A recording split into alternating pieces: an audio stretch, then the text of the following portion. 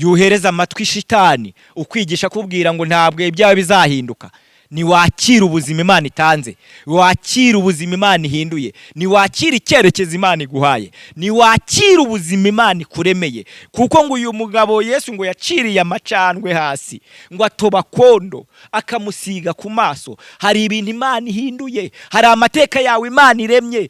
Akira ubuzima Imana iguhaye, akira imibereho Imana iremye ku buzima bwawe. Haleluya! Akira ubuzima Imana ikuremeye. Imana ngo uyu mugabo ngo Yesu atoba kondo ngo akamusiga ku maso, aramuga ngo genda. Imana ikuvanye aho waruri ikwerekeje mu buzima bufite intego. Imana ikuvanye aho wari wicaye ikuremeye ubuzima nyabuzima. Imana ikuvanye mu marira wahoragurira nawe iguhaye isume yo kwihanagura, ari wo mugisha Imana iguteretsemo. Imana ikuremeye ubuzima, Imana ihinduye ubuzima bwawe. Akira mwene data, hari ikintu Imana ikoze, ndumva ari ikintu Imana ikoze.